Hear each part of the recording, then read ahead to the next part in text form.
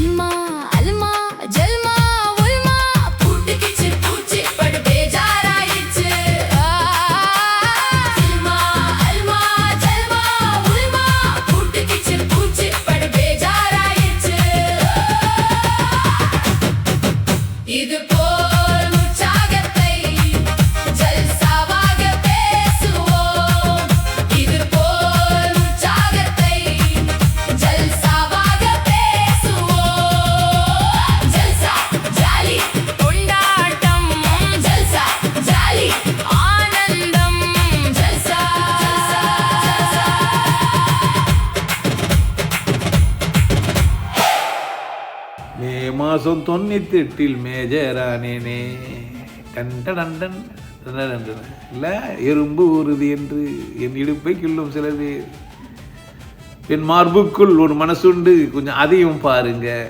அப்போது ஒரு பொம்பளையோ ஒரு ஆம்பளையோ ஒரு பால் உணர்ச்சிக்காக மட்டும் பார்க்காம அதையும் தாண்டி பார்க்க கற்றுக்குங்க. அது கூட ஜல்சா தான், அது கூட ஜல்சா தான். கிருஷ்ண பரமாத்மா டான்ஸ் ஆடின்னு கொண்டாட்டமாக இருந்தாலுமே கூட பிடிக்காத ஒரு பொம்பளையை வேண்டாத ஒரு பொம்பளைக்கு புடவை கொடுத்து காப்பாற்றுறது யார் தான் பண்ணிடுறாரு? அதே தான் பண்ணிடுறாரு. நீங்கள் மகிழ்ச்சியும் கொண்டாட்டமாக இருக்கிறதுக்கு ஜல்சா ரொம்ப தேவைப்படுது.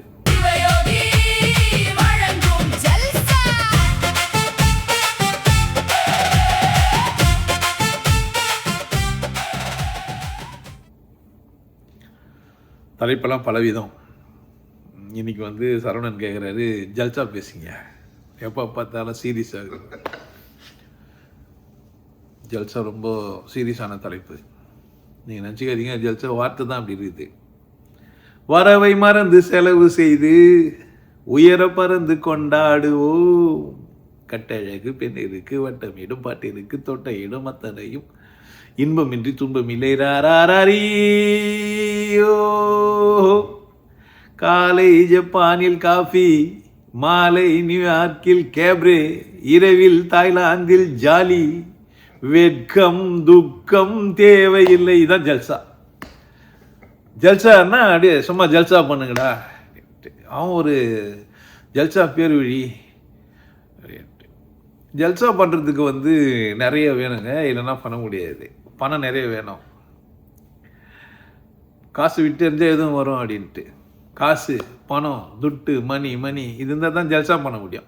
அவர் நல்லா ஜல்சா பண்ணுவார் அப்படின்னா, ஒரு பணக்கார ஒரு ஆள் இருப்பார், அவரை சுற்றி ஒரு 10-20 பேர் இருப்பாங்க. அவர் என்ன சொன்னாலும் சரின்னு சொல்கிறது தட்டினே இருப்பாங்க. ஜால்ரா பண்ணுற கூட்டத்தை வச்சுங்கிற ஒரு பேர் ஜல்சா.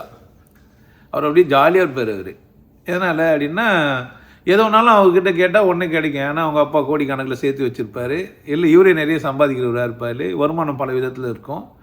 கொண்டாட்டமே பிறப்புரிமைன்றது ஜாலியாக வாழ்ந்துன்னு இருப்பார். அவருக்கு பேர் என்ன? ஜல்சா பண்ணுறாரு. அவர் நல்லா ஜல்சா பண்ணுவாரியா அப்படின்ட்டு எதையும் மிச்சம் வைக்கிறது இல்லை. போனாக்கா கிளப்புக்கு போனால் சும்மாலாம் இல்லை, சின்ன ஜெட்டி போட்டு ஊற்றி கொடுக்குற பொம்பளை தான் அந்த மாதிரி பாரு தான் போவார். லேடிஸ் தான் இருக்கணும். அதுவும் வந்து 30 வயசுக்குள்ளே இருக்கிறவங்களா இருக்கணும். கடு தட்டினவங்களா இருக்கிறவங்களெல்லாம் போய் சரக்கெல்லாம் ஊற்றி குடிக்க மாட்டார். ஒரு ஃப்ளைட்லாம் கூட பார்த்தீங்கன்னா அதில் இந்த ரூட்டோ ஒரு இது ஃப்ளைட் இருக்குது. அதில் நிறைய படங்கள்லாம் போட்டு ஸ்டிக்கர்லாம் போட்டு ஒரு மாதிரி அப்படியே ஜிகுன்னு இருக்கும். ஜல்சானா உங்களுக்கு ஞாபகம் வரணும் எப்படின்னு கேட்டிங்கன்னா, சின்ன சிம்மி, அதுதான் 2 பீஸு. இல்லைன்னா அந்த ஆளுன்னு பார்த்தீங்கன்னா நல்லா அப்படியே ஜிகுன்னு வச்சு மீசையெல்லாம் கலராக வச்சு, இல்லை வாட்செல்லாம் வேறு மாதிரி கட்டி தாறுமாற, 2 காலில் வேறு ஷூ.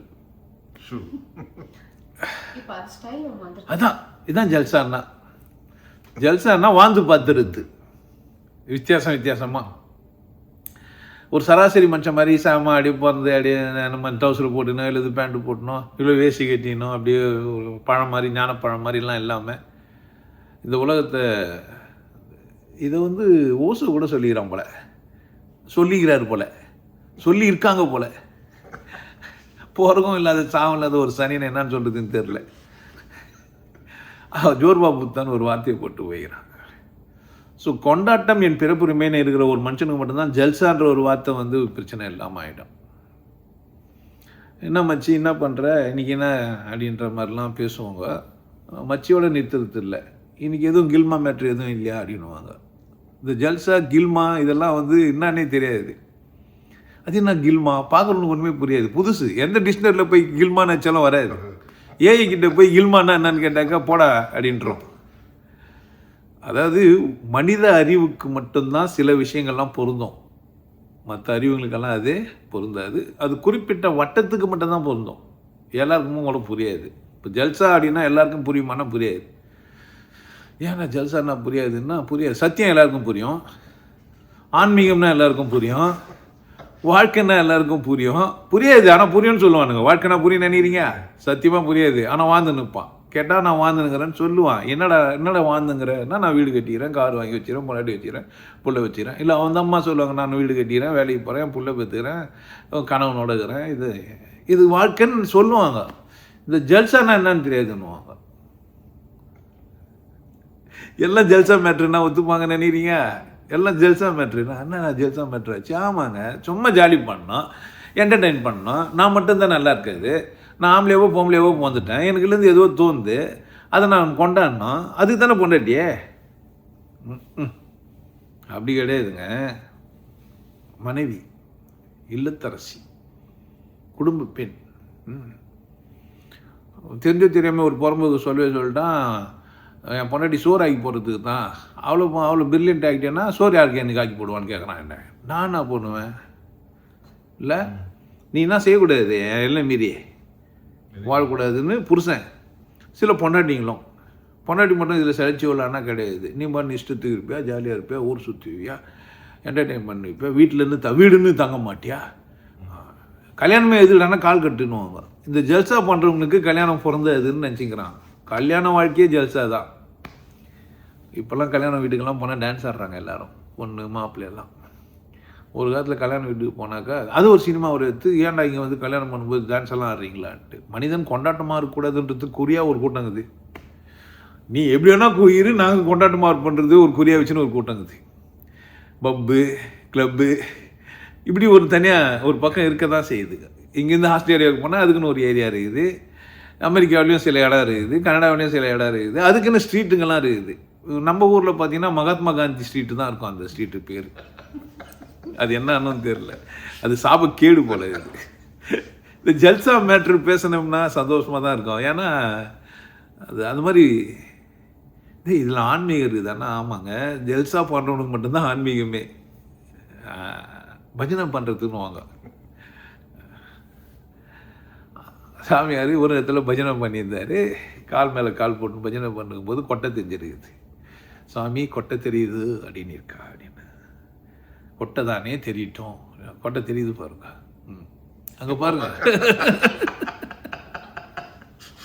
ஜல்சா பண்ணுறவங்க மட்டும்தான் கொண்டாட்டத்தோட இன்னொரு பக்கம்னா சூழ்நிலையெல்லாம் அது மாதிரி அமையும். ஒரு மனிதன் ஆனந்தமாக இருக்கணும், சந்தோஷமாக இருக்கணும்னு நினச்சிட்டான்னு வச்சுங்க, எதையும் எப்படி வச்சு நிற்பான். ஏன் இந்த கேள்வி உங்ககிட்ட ஏன் வந்தது ஏன் அப்படின்னா, நான் நிறைய இடத்துல ரிஜிடாகவே இருக்கிறேன். அப்படியே நம்ம பார்த்து பேச வேண்டியதாக இருக்கும். எந்த மாதிரி இருக்கிறாங்களோ, ஹலோ எஸ்கியூஸ் மீ. சில பேர் மூச்சுங்கிறாங்களே தெரியாது, சில பேர் வீட்டில் இருக்கிற இடம் தெரியாமல் இருந்துட்டு போயிடுவோம். இது ஒரு ரூலாக ஒரு வச்சுக்கிறான். பிறந்துட்டோம், இருக்கிற இடம் தெரியாமல் போயிடணும், அப்படியே வந்து சைலண்ட்டாக தான் உண்டு தான் வேலை உண்டு அப்படின்ட்டு. இந்த ஜல்சா பண்ணுறவன் தான் சுற்றி பார்ப்பான் எல்லாத்தையும். இங்கே அங்கே என்ன பண்ணுவோம், ஒரு காரில் போயினே இருப்பான், பக்கத்தில் ஆள் போயின்னு இருப்பாங்க, கையை காமிச்சிட்டு போவான், இவர் பிளேயிங் கிஸ் கொடுத்துட்டு போயிடுவான். வேலை முடிஞ்சிச்சு, அவன் தூங்கிட்டு இருப்பான். அந்த கிஸ்ஸு வாங்கினேன் ஆள் அல்லது பொம்பளை யாரோ அவங்க கஷ்டப்பட்டு இருப்பாங்க. அப்போது இந்த சோலை படம் பார்த்திங்கன்னா அந்த பாட்டெலாம் இருக்கும். அந்த படம் வந்து வேறு மொழியாக இருக்கும், நீங்கள் பார்த்து அதை என்ஜாய் பண்ண முடியும். அந்த ஜல்சா பண்ணுறவனுக்கு மொழி பிரச்சனை கிடையாது, ஜாதி பிரச்சனை கிடையாது, சமூக ஒழுக்கம் பிரச்சனையே கிடையாது. ரொம்ப ஜாலியாக இருப்பான், போய் கிளப்பில் போய் டான்ஸ் ஆடுவோம் போவான். இந்த ஜல்சா மேட்ரை எல்லாராலையும் ஒத்துக்க முடியாது, குறிப்பாக ஆன்மீகவாதியால் ஒத்துக்க முடியாது. இதை நான் பேசினா எல்லாராலையும் ஒத்துக்க முடியாது, நானே செய்ய முடியும். ஆனால் நான் ஒரு ஜல்சா சாமியார் தான். சாமியாருக்கு முன்னாடி ஜல்சா போட்டிருங்க. அப்போ ஏன்னா பொதுவாக நிறைய பேர் சாமியார்னே சொல்லுவாங்க. கட்டி விட்டு நான் சாமியார் தான், ஆனால் சாமியார் அப்படின்னுவாங்க. இந்த மாதிரி தைரியமாலாம் பேச முடியாது ஒருத்தரால். அந்த ஜல்சா மேட்ரு புரிஞ்சால் தான் ஒருத்தன் பேச முடியும். அப்போ ஜல்சானா வாழ்க்கை ஒன்றுமே இல்லை, ஒரு என்டர்டைன்மெண்ட் பிளேஸ். இது உள்ள ஒரு என்டர்டெயின்மெண்ட் பிளேஸ் தான். நீங்கள் கிளப்புக்கு பப்புக்கு போய் ஏன் சந்தோஷமாக இருக்கிறீங்க அப்படின்னா, அடைஞ்சிருக்கிறீங்க. கணவன்கிட்ட மனைவியோ மனைவி கிட்ட கணவனும் ரூல்ஸ் அண்ட் ரெகுலேஷனோடவே தான் பழகுறீங்க. அதனால் உங்களால் மகிழ்ச்சியாக இருக்க முடியல. உன் மனைவி ஒரு சின்ன ட்ரெஸ் போட்டுன்னு உனக்கு சாராயம் ஊற்றி கொடுக்கக்கூடாதுன்னு ஒன்றும் சட்டம் ஒன்றும் இல்லை. நீ அவளை கூட சந்தோஷமாக இருக்கக்கூடாதுன்னு யாரும் சொல்ல. ஆனால் யாருன்னு தெரில, நீங்கள் அப்படி சந்தோஷமாக இல்லை, அதுதான் எனக்கு கஷ்டமாக இருக்கும். என்னடா எல்லா சந்தர்ப்பமும் இங்கே இருக்கும்போது ஆத்த மனையாள் அப்படின்னே சொல்லி வச்சுருப்பார் சிவாகமத்தில். அப்போ அந்த மனிதன் அப்படி வாழ்ந்துக்கிறான். அந்த கணவன் மனைவியுமா நமக்கு ஒரு நல்ல ஒரு சந்தர்ப்பம் தானே. ஏன் நான் ஜல்சா மேட்ருக்கு போனேன், இங்கே எனக்கு அது மாதிரி இல்லை, பிடிக்கல. அதே மாதிரி ட்ரெஸ் போட்டுனுக்கிறேன், அப்போ பார்த்தாலும் புடவை கட்டுனுக்கிறா, அது கோழி சுருவினுக்கிறா. இப்போ தான் நைட்டி கீட்டிலாம் வந்துச்சு. அந்த நைட்டி கூட மோசமாக இருந்தது. மூக்கு சிந்தி அங்கே தான் துவச்சா, தட்டு கழுவி அங்கே தான் துவச்சா. இதெல்லாம் பார்த்துட்டு உடனே அவள் வந்து மேக்கப்லாம் பண்ணி கலராகிறான உடனே நான் கிளப்புக்கோ இதுக்கோ போகிறேன். என் வாழ்க்கையை நான் வீட்லேயே நான் ரொம்ப ஜல்சாவாக ஜாலியாவாக கொண்டாட்டமாக மகிழ்ச்சியாக இருக்க முடியும். என் பிள்ளைங்கள கூட நல்லா சாதியாக பேசலாம், கூப்பிட்டு வச்சுன்னு கொண்டாடலாம், சும்மா குத்தி கித்தி சண்டை போட்டுக்கலாம், தூக்கிக்கலாம், கொஞ்சலாம், விசிலடிக்கலாம், பிடிச்சிக்கலாம், இப்படிலாம் பண்ணலாம். இது செட்டெல்லாம் அரேஞ்ச்மெண்ட்லாம் வேறு மாதிரி பண்ணி பார்க்கலாம். ஒரு நாள் இப்படி ஒரு நாள் இப்படி வச்சு பார்க்கலாம். ஒரு பீரோ ஓரத்துலேருந்து இன்னொருத்தில் மாற்றி வச்சு பார்க்கலாம், கட்டில் மாற்றி பார்க்கலாம், தலைகாணியில் கவரை மாற்றி பார்க்கலாம். நீங்கள் ஜல்சாவாக உங்கள் வாழ்க்கையை கொண்டாட்டமாக வச்சுக்கலாம். இப்போ ஜல்சான்னு வெளியெல்லாம் நினச்சின்னு போகிறாங்கல்ல, மன இறுக்கத்தை வெளியே அது மாதிரி காட்டுறாங்க சும்மா தமாஸுக்கு. உண்மையிலேயே நீங்கள் உங்கள் வீட்டில் நீங்கள் எல்லாத்துலேயும் சந்தோஷமாக இருந்துட்டீங்கன்னா அதெல்லாம் சாதாரண விஷயமா தெரியும். ஏன்னா நீங்கள் அவ்வளோ ஜாலியாக இருப்பீங்க.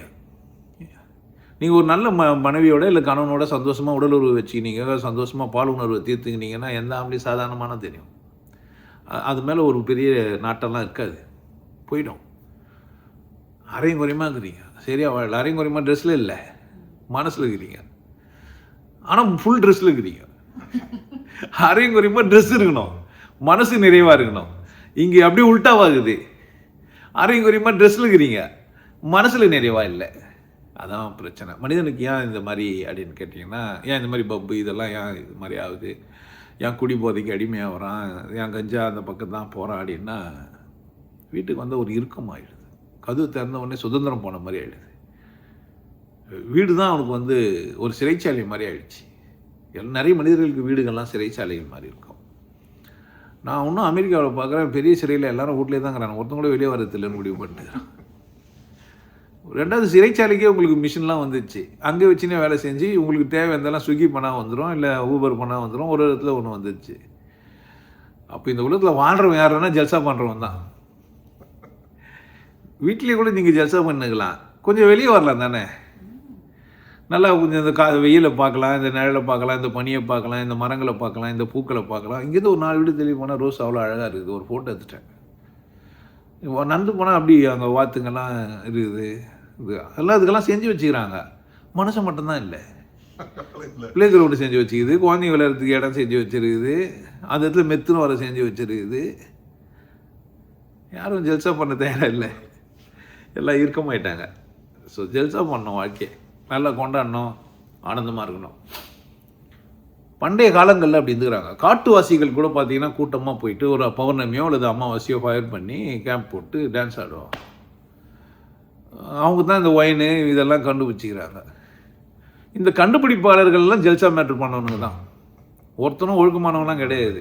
பெரிய புத்தகங்கள்லாம் எழுதணும் யாருனாக்க 2 பொண்டாட்டி 3 பொண்டாட்டி 4 பொண்டாட்டி இருக்கும்.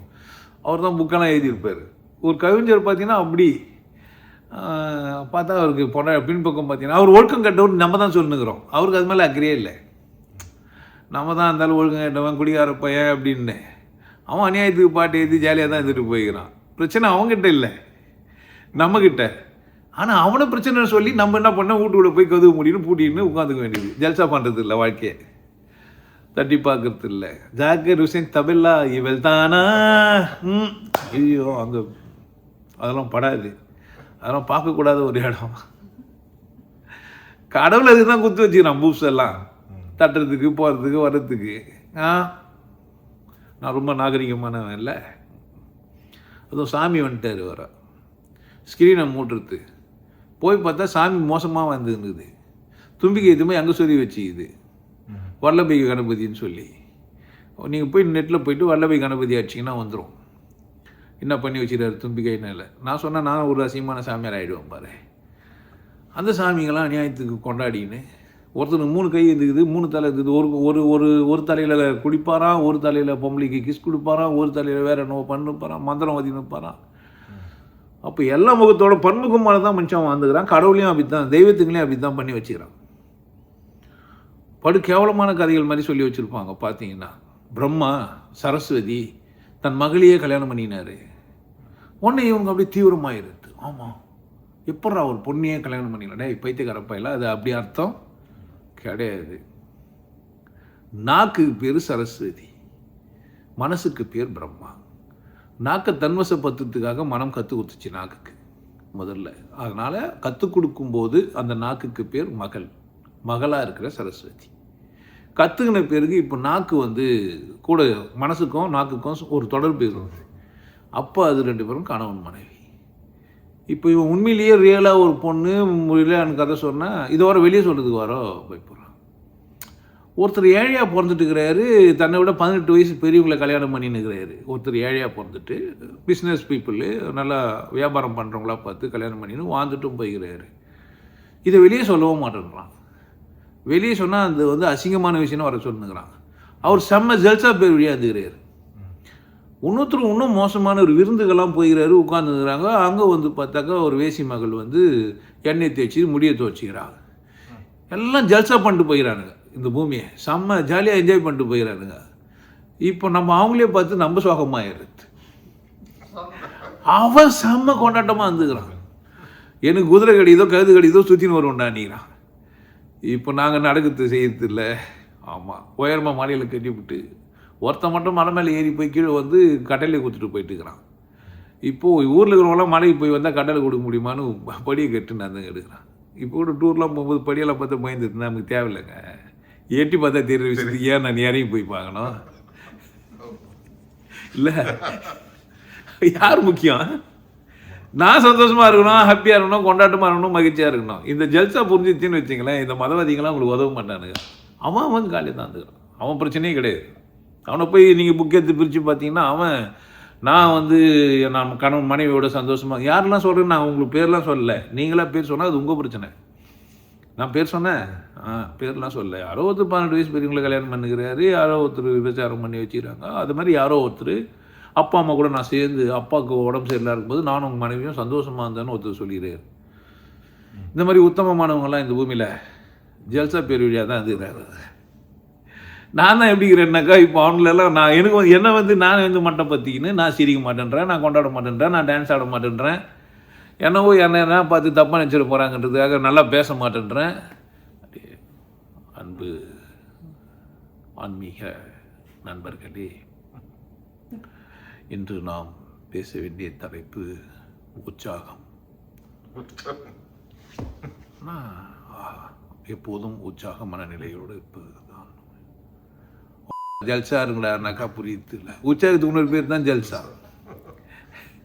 அந்த கிருஷ்ண பரமாத்மா அப்படி ஜல்சா பண்ணியிருந்துக்கிறான். இங்கே ஒரு பொண்டாட்டி அங்கே ஒரு பொண்டாட்டி போதாதுன்ட்டு 3000 கோபிஸ்திரிங்க. இதெல்லாம் போதாதுன்ட்டு தங்கச்சி அவனும் துணி உரிச்சிக்கிறாங்க, அதை எடுத்து போய் புடவை வர விட்டுக்கிறாங்க. டேய், நம்ம இவ்வளோ சந்தோஷமாக இருந்தால் அவனும் பார்த்துட்டு போட்டோன்னாக்கா இல்லை, தங்கச்சிக்கு ஒரு ரூல் வச்சுருந்துக்கிறான். அவளுக்கு மட்டும் என்ன பண்ணிக்கிறான், 3வது ரவுண்டு எடுக்கும்போது விட்டுக்கிறான். டைன்னு எப்படி தான் விட்டான், எப்படி தான் அவன் இருந்தான்னு தெரில. அவன் மூர்த்தியாக இருந்த அளவுக்கு இருந்துக்கிறான். சினிமாவில் காட்சியை பார்த்து அசிங்கப்பட்டுக்கிறான். எல்லாம் ஜல்சா பேர் வெடிங்க தான். அந்த 5 பேரும் போய் என்ன பண்ணிக்கிறானுங்க, ஆட்டாடுன்னு ஆட்டிக்கிறானுங்க தாய் பாஷை. அவங்களும் யார் தான், ஜல்சா பேர் வெடிங்க தான். வரலாறு புதுசாக பார்த்தாக்கா எல்லாம் ஜாலியாக இருந்துட்டு இருக்கிறானுங்க. படிச்சு விட்டு இவன் ஜாலியாக இல்லாமல் இருக்கிறான். பகவத்கீதையை எப்படி படிக்கணும், சந்தோஷமாக படிக்கணும், அப்படி தானே சொன்னவன் யார், ஜல்சா பண்ண ஒரு பேர் வீழி. அவன் சண்டை போர்க்களத்துலேயே போயிட்டு சந்தோஷமாக இருக்கிறதுக்கு கற்றுக் கொடுத்துட்டு வந்துக்கிறான். விட்றா புண்ணியனி அவனை என்ன சொல்லணும் போகிறானுங்க, உன் வேலை என்ன? சண்டை வந்தால் சண்டை போடுறா, அதை விட்டு இங்கே வந்து ரூல்ஸ் அண்ட் ரெகுல்ஸ் எல்லாம் பேசிக்கிற, அண்ணன் தம்பியெல்லாம் போயிட்டா ஜாதி எல்லாம் ஆகிடுமான்ட்டு அவன் பார்த்து பேசிக்கிறான். இப்போ பகவத்கீதையை எடுத்து வச்சிங்கன்னு அப்படியோ அழையும் கண்ணீரமாக போச்சுன்னுக்கிறான். ஆனால் இஸ்கான் அது கொஞ்சம் மாறிச்சு.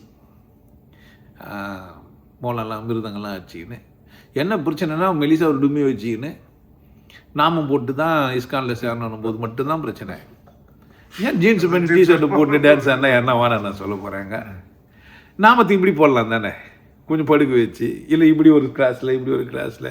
இவ்வளோ உங்கள்லாம் பார்த்தீங்கன்னா ஒரு ஒழுக்கமெல்லாம் இருக்காது, வேணும் தான் வச்சு வச்சுக்கிறேன். ஒழுக்கமாக வைக்க முடியாது அண்ணா, சும்மா தமாசு. உலகமே ஜல்சா பண்ணுறதுக்கான ஒரு நல்ல இடம். பெரிய கிளப்பு கட்டி வச்சுருக்காரு கடவுள் நமக்கு.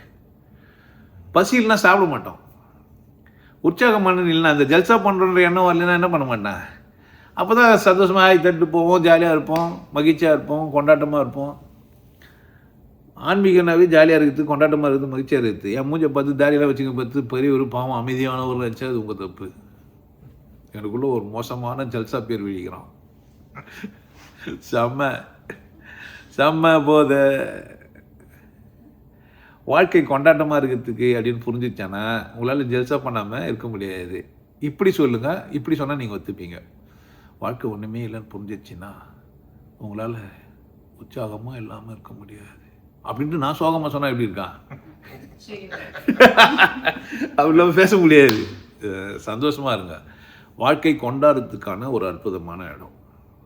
உலகம் நமக்கு ஒரு சந்தை மடம், வருவோரும் போவோரும் தங்குமிடம். அது நிச்சயம். அவன் சொர்க்கங்குது நரங்குதுன்னு ஏமாற்றி நிற்பான். நீ நல்லா குடிச்சிட்டு ஜாலியாக இருந்தியானா நரகத்துக்கு தான் போவேன். குடிச்சிட்டு ஜாலியாக சொர்க்கத்தில் இருக்கிற எண்ணெய் நரகத்துக்கு எப்படி அனுப்ப முடியும்? கடவுளுக்கு அசிங்கமாக இருக்கு. அவருக்கு ஒரு கட்டிங் கொடுத்தா என்ன ஆவார்? கடவுள் இன்கேஸ் மேபி வந்தாருன்னா, டே நீ சொர்க்கத்துக்கு நரகத்துக்கு போடான்னா, டே நல்லா இருக்குது, எனக்கு எதுக்கு சொர்க்கம் நரகலாம், நீ இங்கே வந்துரு.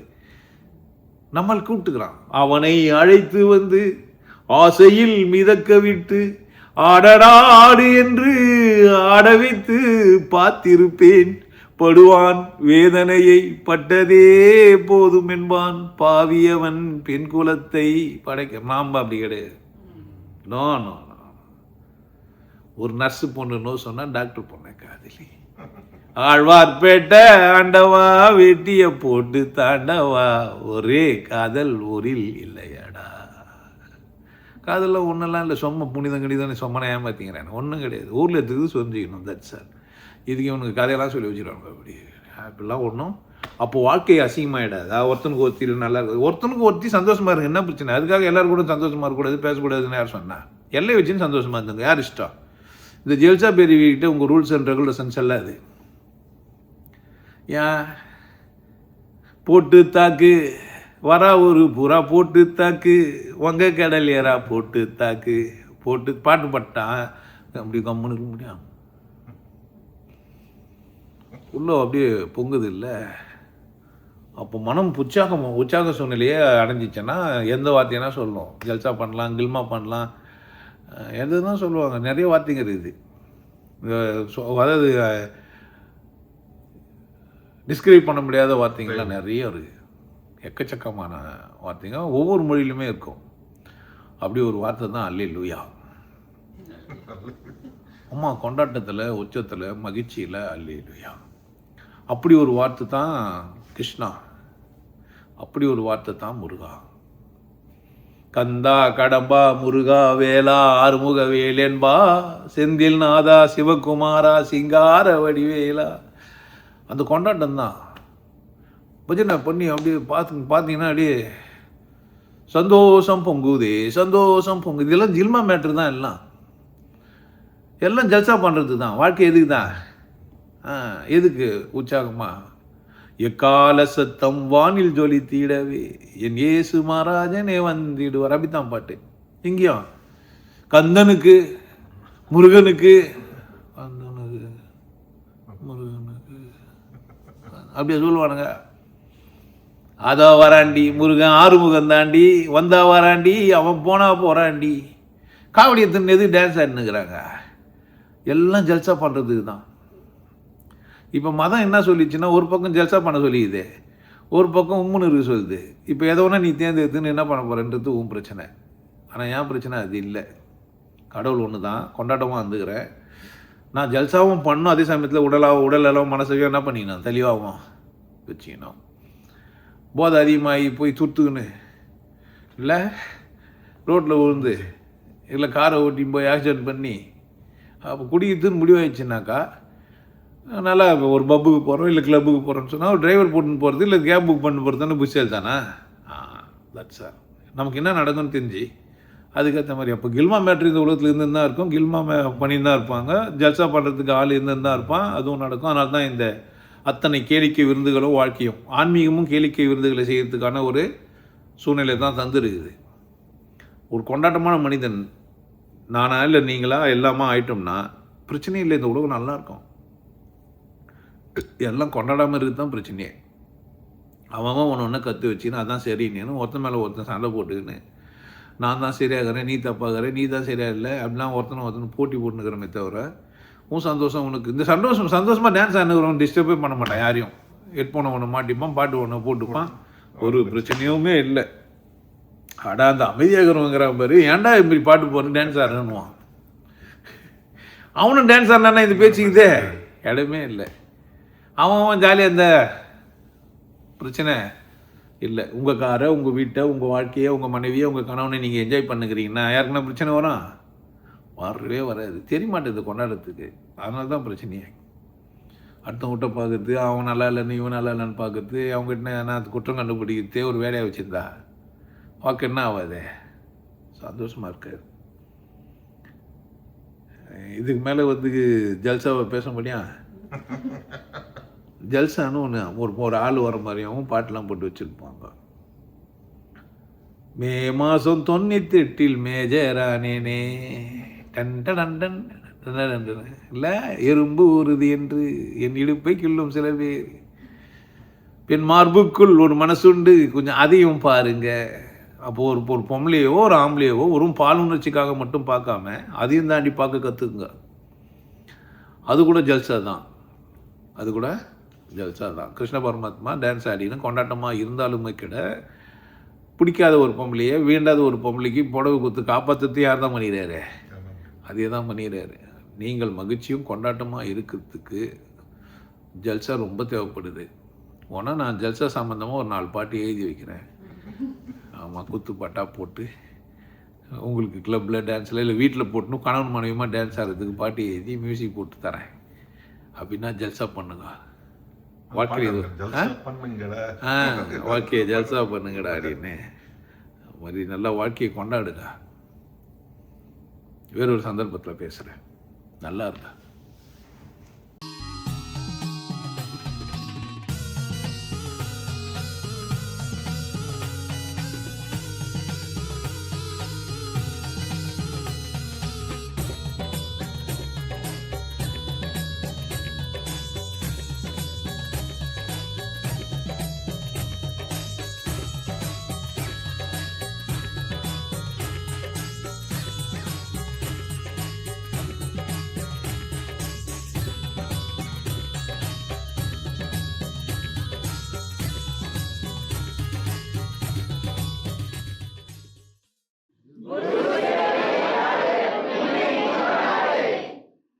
நல்லா இருங்க, சிறப்பாக இருங்க, கொண்டாட்டமாக இருங்க. உங்களை நீங்கள் மதிப்பு மிகுந்தவராக மாற்றுறது உங்கள் கையில் தான் இருக்குது. நல்லா இருங்க. நான் ஒரு வாய்ப்பு என்னை பயன்படுத்திக்கலாம். நல்லது.